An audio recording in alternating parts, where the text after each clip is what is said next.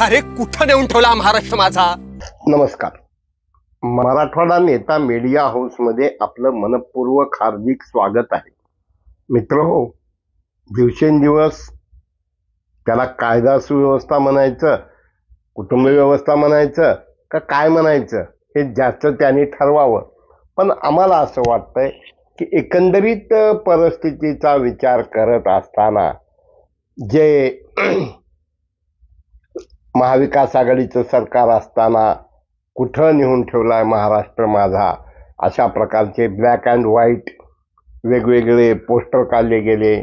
त्यावेळेस वेगवेगळ्या जाहिराती आल्या आणि दुर्दैवाने गेल्या 3-4 महिन्यात महाराष्ट्राची जी अवस्था होत चाललेली आहे त्याला गृह खातं जबाबदार आहे का नाही हे आम्ही नाही सांगणार, कारण हे प्रत्येकानं ठरवलं पाहिजे.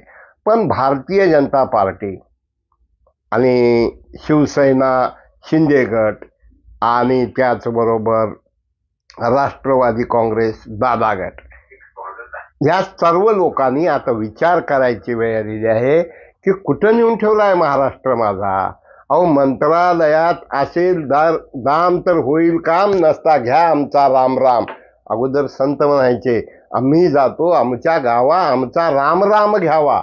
पण आज चित्र मोठं विचित्र झालेलं आहे. आमदाराला सुद्धा टेबलवर पैसे ठेवल्याशिवाय काम होत नाही अशी जी चर्चा आहे, खरी का खोटी हे गृहमंत्र्यांनी तपासावं. आम्ही म्हणणार नाही आमच्याकडे पेन ड्राईव्ह आहे, आम्ही पेन ड्राईव्ह देतो. कामाच्या गुणवत्तेचं कसं, 35% वाटप होतात त्याचं कसं, आणि अशा एका परिस्थितीमध्ये कुठं नेऊन ठेवलाय महाराष्ट्र माझा म्हणत असताना घराघरात एका बाजूला कुटुंब व्यवस्था उद्ध्वस्त होत चाललेली आहे, दुसऱ्या बाजूला आपण जर पाहिलं तर लक्षात येतं की मध्यंतरी किरीट सोमय्या यांच्यावर गंभीर आरोप आले.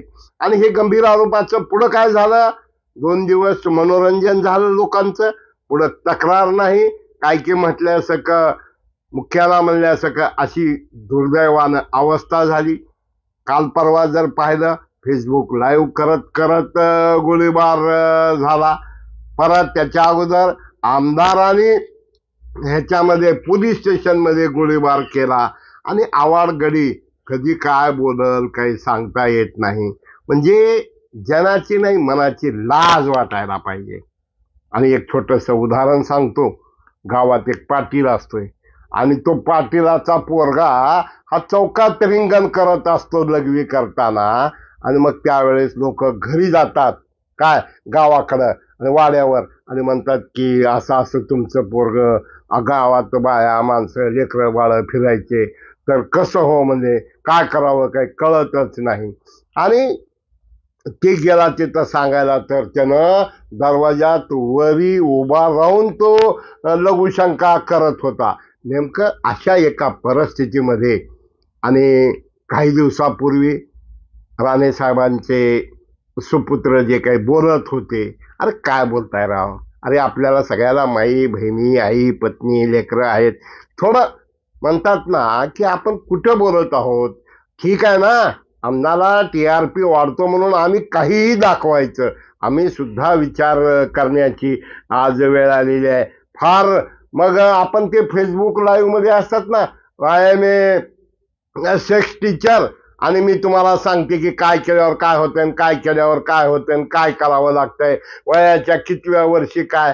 मग ही तसले उद्योग सगळ्या चॅनलवाल्यांनी केलं तर लय बरं होईल मला असं वाटतं. आणि कालचा म्हणजे एक विचित्र प्रकार जो घडला की जाधव यांच्या कार्यालयासमोर जो राणे मी गोंधळ घातला. आणि हे सगळं गोंधळ घालत असताना आपण ज्याला लायसन दिलंय की तुम्ही बोललंच पाहिजे, तुम्ही गोंधळ केलाच पाहिजे. आणि ह्यामुळं काय होईल, उद्या एवढी अराजकता माजेल गल्ली बोळामध्ये, कोण कुणाला भिणार नाही, विचारणार नाही, कायद्याची भीती राहणार नाही.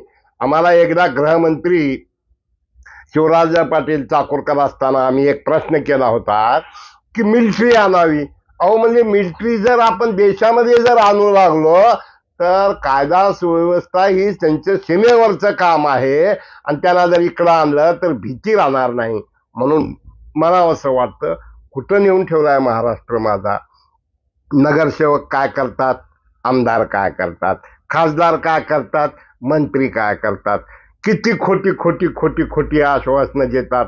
म्हणून आम्हाला असं सांगावंसं वाटतं की महाराष्ट्राचा बिहार झाला झाला झाला म्हणण्याची वेळ आलेली आहे. आम्ही नाही म्हणणार अमित देशमुख मंत्री असताना लातूरच्या बिल्डिंगा काही लोकांच्या अधिकाऱ्याने पाडल्या, काही लोकांच्या दुकानाला सील ठोकले. ते अमित देशमुखाच्या हिंमत नसते हो अधिकाऱ्याची काहीही करायची. आणि नेमकं जाधव ज्या पद्धतीनं सांगत होते, दुसरा रस्ता असताना माझ्या ऑफिस पडून गेले, माझ्या ऑफिस पुढं राडा केला, हे पोलिसला माहीत असताना पोलीस मात्र काहीच ऍक्शन घेत नव्हती. मी पोलिसला सांगितलं हे खेळ मध्ये एकदा का नजर मेली ना, लोक मंत्र्याला जाहीर सभेत मारतील, फिरू देणार नाहीत, आमदाराला फिरू देणार नाहीत, पत्रकाराला शूटिंग करणाऱ्याला शूट करतील. म्हणून बी अलर्ट. तुम्ही विरोधी पक्षाचे आहात का सत्ताधारी आहात, तुम्ही काँग्रेसचे आहात का भाजपच्या का राष्ट्रवादीच्या आहात. आणि मध्ये एक संदर्भ देतो, कालच माजी मुख्यमंत्री पृथ्वीराज चव्हाण काय म्हणाले की आत्ताच्या आत्ता जरंगेचा तुम्ही त्याला गुलाल उधळता, हलक्या वाजवता, बँड वाजवता, पुन्हा टेक्निकल. त्यांनी जे समजावून सांगितलं ना की ज्या पद्धतीनं हे अहवाल स्वीकारल्यानंतर वेबसाईटवर टाका आणि ते मंजूर करून टाका आणि नंतर मंत्रिमंडळाची मंजुरी करून घ्या. अहो मेलं फिरत तर काय करणार आहात, हे बरोबर नाही. आज सगळा महाराष्ट्र पेटतोय, तापतोय, पेटलं पेटलं पेटलं म्हणायची अवस्था आहे. आम्ही उस्मानाबादला एका अंत्यविधीला ब्रिजलाल मोदानींच्या गेलो होतो. येत असताना पाहिलं 5 किलोमीटर रस्ता रांगा होत्या आणि त्या ठिकाणी हे मुलं असतात, बेकारी वाढत चाललेली आहे. आंदोलनामध्ये हौसे नवसे गवसे असतात, आंदोलन हे अनकंट्रोल होत जातं.